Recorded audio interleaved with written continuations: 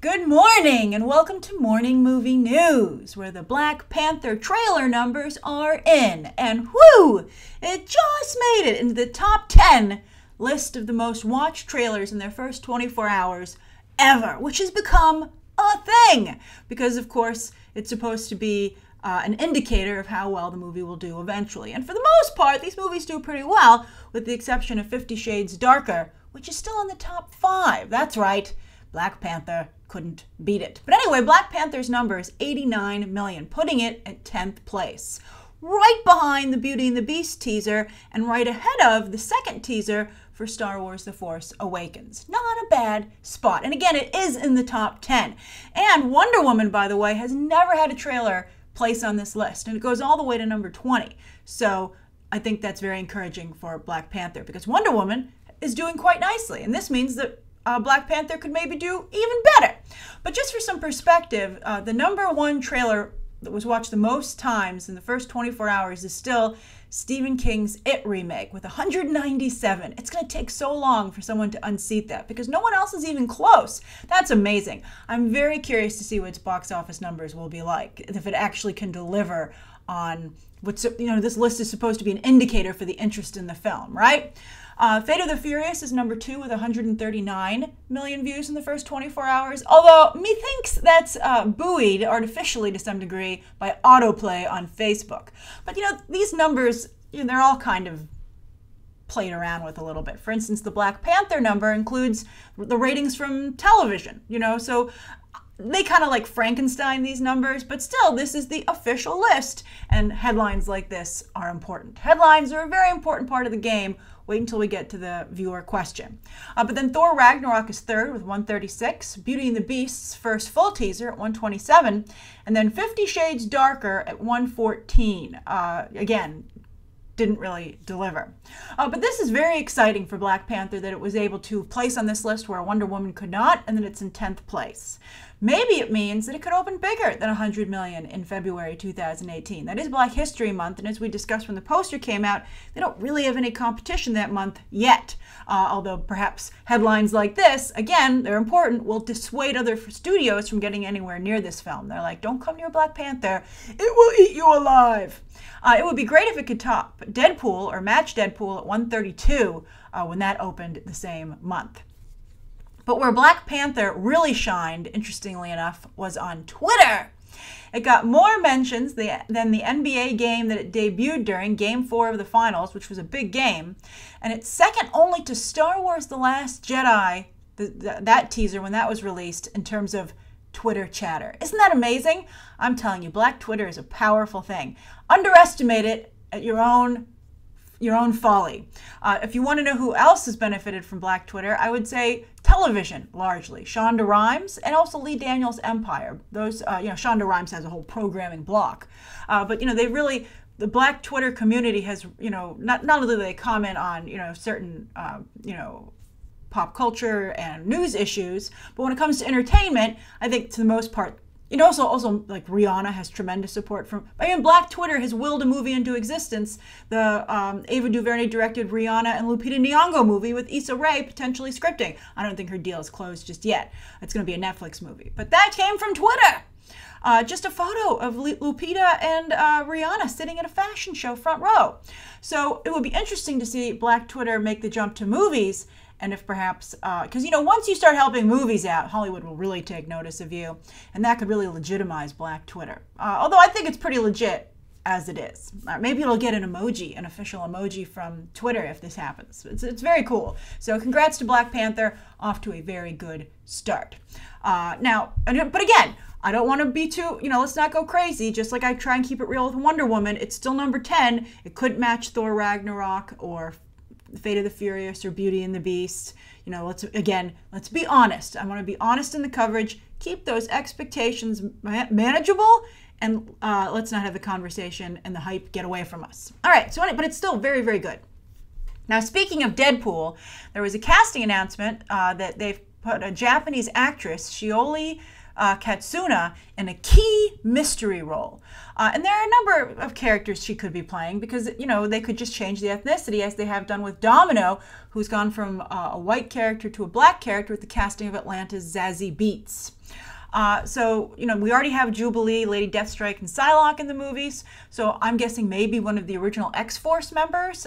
There's Copycat, who's supposed to be Morena Baccarin. We'll see if she gets there. Feral, but that's so similar to Wolfsbane, which they're introducing over in New Mutants, played by Maisie Williams from Game of Thrones. Maybe Boom Boom, very popular, X-Force member, founding member.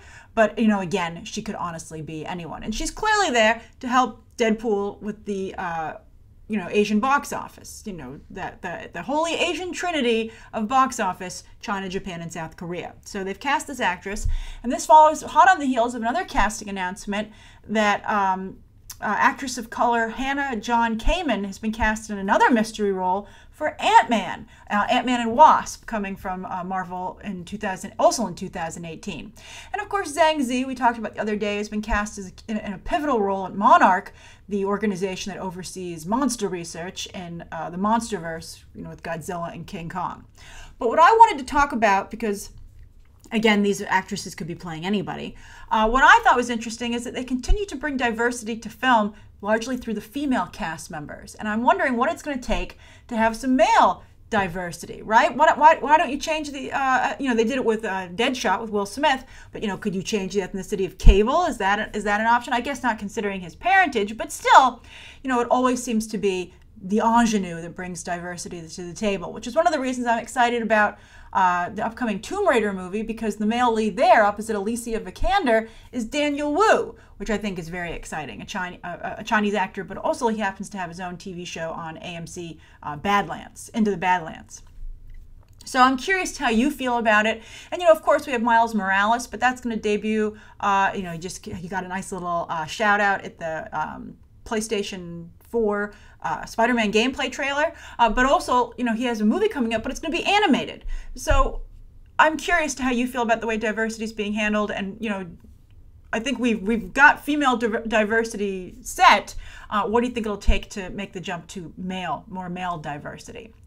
And speaking of male diversity, Idris Elba is like the poster man. I don't want to call him a boy, the poster man for diversity in Hollywood, sometimes to his annoyance. He made a beautiful speech about diversity in entertainment back in the UK. A really wonderful thing about my favorite line was, he said the character description was only described as having a sparkle in his eyes, and he was like, they wouldn't let me audition, but if you ask my wife, she says I have a sparkle in my eye. And I'm like, you do have a sparkle in your eye, Idris Elba. Those people should be ashamed for not letting you audition. But anyway, he's been trying to make it here in the U.S., and I think the Bond talk has hurt him a little bit, because some people are so against the idea of changing the ethnicity of Bond. That anger is transferred to him, to the point that Naomi Harris, who came up with the idea, has said, his fellow Brit actor of color, she has said that he's actually come to her and said, please stop talking about it. You're hurting my career.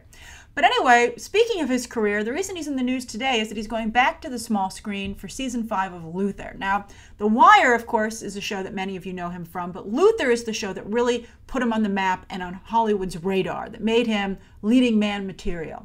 He's had, I think to some degree, a similar path that Benedict Cumberbatch has had. Big BBC star, big heartthrob, had a hard time jumping to not just movies, but to Hollywood. But Benedict Cumberbatch finally made it with Doctor Strange. Very good performance, big, successful film. Although I don't know what his career is going to look like post-Doctor Strange, to be perfectly honest with you. But he has gone back to Sherlock. His role, Benedict Cumberbatch has gone back to play Sherlock, although he said it's not going to happen that often going forward. Let's just take a break. And Martin Freeman has also, he's in Black Panther, speaking of Black Panther, but he's also, he was in the Hobbit movies, but he's also struggled a little bit to get out of the television box. Literally. So I'm concerned about Idris Elba doing season 5 of Luther. I mean, on the one hand, I understand it. He's got to keep chatter going. He's got to keep his fan base base primed, and his movies aren't particularly working. I don't have a lot of faith in Dark Tower doing for him what we would like it to do, and I think The Mountain Between Us looks great with him opposite Kate Winslet, but I don't see that being a big moneymaker. So I don't see a big breakout hit on the horizon for him, unfortunately. I wish he could get out of his Marvel contract so he could play Jon Stewart, the Green Lantern Jon Stewart, but I don't honestly see that happening. And he is in Thor Ragnarok. He's in the trailer for just a little second, looking an awful lot like Bishop from X-Men. But anyway, I'm curious, what do you think of Idris Elba doing this? I think that in considering that he doesn't have a lot of offers on the table, he should do it. I would do it if I were him. But it's unfortunate that he hasn't really found his Doctor Strange yet. But I'm curious, how do you think Idris Elba's career is going? Do you want him to, return to Luthor? And do you think he'll ever get something, be able to get that breakout role like Benedict Cumberbatch has with Doctor Strange? Then as for the viewer question today, this comes from Between Two Lungs. And Between Two Lungs says, we're all between two lungs, right? So I guess your heart is between your two lungs, which makes your screen name actually pretty poetic. But anyway, Between Two Lungs says, Grace, why is there enthuses on the domestic box office, which I believe is the US. I'm from the UK. It is the domestic box office here in the United States. Surely the gross worldwide box office is all that matters, because let's face it, money speaks in Hollywood. Do the studios get smaller percentages overseas? They do.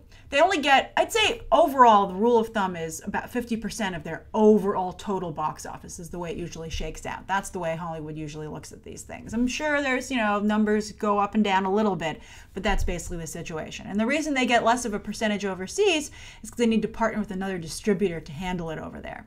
Sometimes they have distribution shingles overseas, but for the most part, somebody else has to distribute it and therefore gets to share in the profits. But anyway, they also make a lot less money overseas, and that's the main reason that the domestic box office gets so many headlines. Now, the only other big chunks of money coming in these days are from China, which, by the way, I think is really responsible for an emphasized focus on foreign box office, because you can get those big numbers. You can say this movie made 100 million here and it made 100 million there, and everyone goes, maybe I should see it if it's making chunks of $100 million, because most of the other countries, they're very small amounts of money, and they only become impressive when you roll them all into one.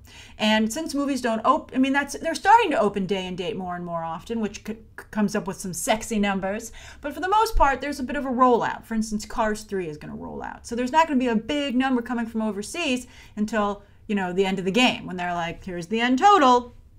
And, for instance, let's take Wonder Woman. The biggest chunk that it's earned so far is that 100 million opening weekend in the United States. If it weren't for that 100 million opening weekend, it wouldn't have this amazing headline to be able to show everybody. It would just be, chugging along. And I think that's, it's like big leaps forward. And I think it makes the box office more exciting, right? It's like a slam dunk, as opposed, sure, it's still worth just 2 points, but it gets everybody's attention. So, in basketball, that's what I'm talking about. So I think that's why, the big chunks is what matters. And worldwide, until you start, and that's why China has, really been a game changer. But until other countries start being able to deliver box office chunks, and even totals on par with what the United States and China can deliver, they're just not going to get a lot of attention. Like, you might recall that The Mummy had the biggest opening ever in South Korea with like 6.5 million. So that's not no one's going to be like, $6.5 million. Wow, I should see The Mummy. Nobody said, The Mummy, that's why they focus so much on the international debut for The Mummy, because it was 141. But, again, you want that headline. The headline instills faith from the audience. It piques people's interest. It gets further deals signed. So it's all about generating the headline. But worldwide box office is being paid attention to a lot more when it comes to totals. That shift is taking place Between Two Lungs. You're right there. I think that opening weekends are still very much domestic based. And you'll see a headline occasionally like Beauty and the Beast getting 500 million domestically, which is rare. But now when I see people talk about totals domestic, you're like, who the hell cares about the domestic total? Look at the worldwide total. So I think today, the way to really judge a movie is its opening, both domestic and worldwide, its overseas debut. The Chinese number, both opening there and overall. And then, because that's really only where, these are the only places the money comes from, and then those worldwide totals. And then you can start also looking at regions if you want to. Like we just talked today about, the Asian Trinity, China, Japan, and South Korea in terms of box office. But there's no other Trinity in the world. As I've told you before, the big countries are, you know them, China, Japan, South Korea, Russia, Mexico, Australia, the UK. That's really the only places that, I think I said Mexico, right? Those are really the only countries where movies make big chunks of money. Everywhere else, it just has to, be rolled into the total. So and those aren't sexy headlines. It made 2 million here, it made 11 here. Oh my goodness. That's not going to cut it. All right, so that's today's morning movie news. Thank you so much for tuning in. Please write down below what you think today's top 3 stories. Between Two Lungs is a viewer question. Anything you'd like to see covered tomorrow, any questions that you might have. Thanks for watching. Bye.